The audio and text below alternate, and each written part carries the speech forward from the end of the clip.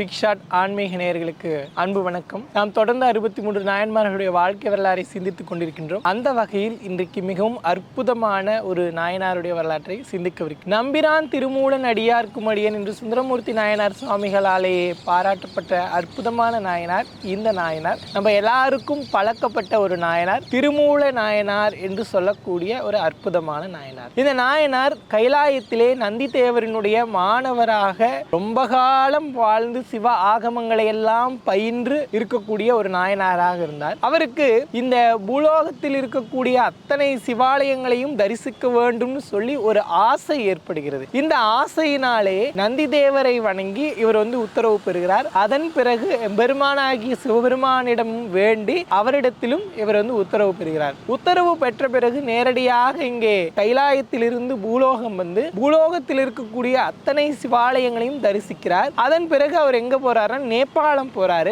நேபாளத்தில் இருக்கக்கூடிய பசுபதீஸ்வரரை வழிபட்டு விட்டு பிறகு அங்கிருந்து தமிழ்நாட்டு பக்கமா வரார். இப்ப தமிழ்நாட்டு பக்கமா வந்த பிறகு இங்க இருக்கக்கூடிய சிதம்பரம், திருவண்ணாமலை உள்ளிட்ட அத்தனை சிவாலயங்களையும் வழிபட்டு திருப்பெருந்துறையில் இருக்கக்கூடிய எம்பெருமானை வழிபடுவதற்கு அங்கே போறார். இப்போ இந்த திருப்பெருந்துறைக்கு போற வழியில கோயிலுக்கு பக்கத்துல ஒரு காட்சியை பார்க்கிறார். ஒரு ஆடு மேய்க்கக்கூடிய அந்த குடும்பங்கள் வாழக்கூடிய பகுதி அடைகிறாரு. இந்த பகுதியில ஒரு மிகப்பெரிய ஆடு மாடு இதெல்லாம் ஒரு பெரிய கூட்டமா நின்று கொண்டு ஏதோ ஒண்ணு பார்த்துக்கிட்டே இருக்கு. இவர் அதை அந்த காட்சியை பார்த்த உடனே இவருக்கு ஏதோ ஒண்ணு பண்ணுது அந்த இடத்துல. அப்ப இவர் நேரடியா இந்த பசு கூட்டங்கள்லாம் இருக்கக்கூடிய இடத்துக்கு போறாரு. அப்போ அந்த இடத்துல இந்த கூட்டங்களை எல்லாம் நகர்த்தி விட்டு பார்க்கிற போது அந்த பசு கூட்டத்துக்கு நடுவுல இந்த மாடுகளை எல்லாம் மேய்க்கக்கூடிய மேய்ப்பான் இறந்து கிடக்கிறான். இப்ப இறந்து கிடக்கக்கூடிய அந்த காட்சியை பார்த்த இந்த பசுக்களும்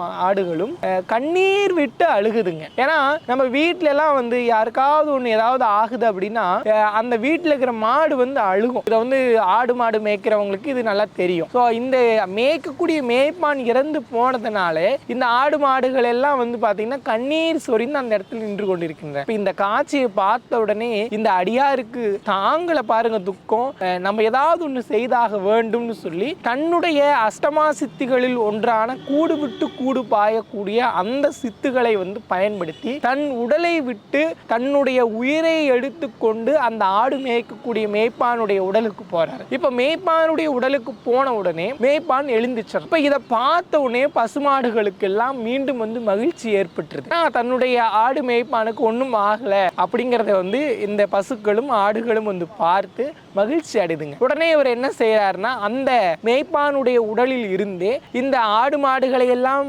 ஓட்டிக்கொண்டு அவருடைய வீட்டுக்கு போறார். இப்போ வீட்டுக்கு போன உடனே அந்த ஆடு மாடுகளை எல்லாம் வீட்டில் விட்டுட்டு இவர் மீண்டும் அதே இடத்திற்கு தன்னுடைய உடலில் சேர வேண்டும் சொல்லி மீண்டும் அந்த இடத்துக்கு பார்க்கிறாரு. அந்த இடத்துல அந்த இவருடைய உடல் இல்ல. இப்ப இவருடைய உடல் இல்லைன்னா என்ன ஆகுறது? இவர் தன்னுடைய உடலை விட்டு உயிரை மட்டும் எடுத்துக்கொண்டு இந்த மேய்ப்பானுடைய உடலுக்கு போனாரு. இப்ப மீண்டும் தன்னுடைய உடலுக்கே உயிர் போகணும் இல்லையா? ஆனா அங்க உடல் இல்ல. அப்ப உடல் இல்லைன்னு சொல்லி ஒரு நிமிடம் யோசித்துக் கொண்டிருக்கிற போதே வான வீதியில அசரீரி ஒலிக்குது. சிவபெருமானுடைய அசரீரி ஒலிக்குது. என்ன சொல்றாருன்னா, நீ இங்கேயே இருந்து ஒவ்வொரு இந்த சிவ ஆகமங்களை எல்லாம் தூய தமிழிலே பாடி இங்க இருக்கக்கூடிய பக்தர்களுக்கு அதை கொடுத்து விட்டு அடியார்கள் எல்லாம் பயன்பெறும் வகையிலே அதை செய்து விட்டு வர வேண்டும். அதன் பிறகு எம்முடைய பாதங்களிலே நீ சரணடைவாய்னு சொல்லி பெருமான் சொல்றாரு. ஓராண்டு தவத்தின் பிறகு விழித்து எழுவார். விழித்து எழுந்து இந்த